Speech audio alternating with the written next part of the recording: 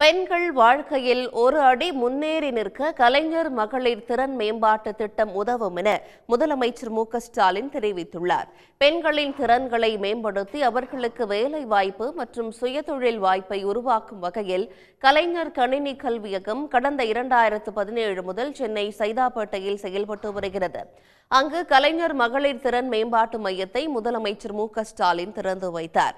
பின்னர் மேடையில் சிறப்புரையாற்றிய அவர், பாலின சமத்துவத்தை உறுதி செய்து ஏற்றத்தாழ்வுகளை நீக்கி சமத்துவத்தை உருவாக்கிய இயக்கமே திராவிட இயக்கம் என்றார்.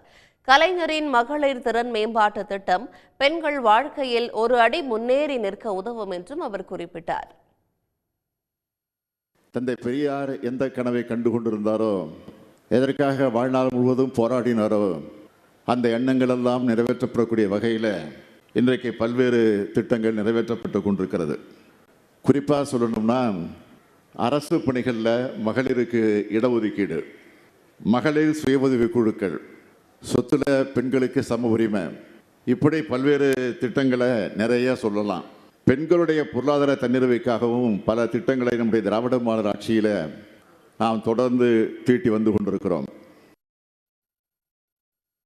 விழாவின் ஒரு பகுதியாக சைதாப்பேட்டை கணினி மையத்தில் பயிற்சி பெற்ற மாணவ மாணவிகளுக்கு சான்றிதழ்களை வழங்கியதோடு பணி சேர்க்கைக்கான ஆணைகளையும் முதலமைச்சர் மு.க.ஸ்டாலின் வழங்கினார். இந்த விழாவில் அமைச்சர்கள் சேகர்பாபு, மா. சுப்பிரமணியன், தமிழச்சி தங்கபாண்டியன் MP ஆகியோர் பங்கேற்றனர். உடனுக்குடன் செய்திகளை தெரிந்து கொள்ள சன் நியூஸ் பெல் ஐகானை கிளிக் பண்ணுங்க.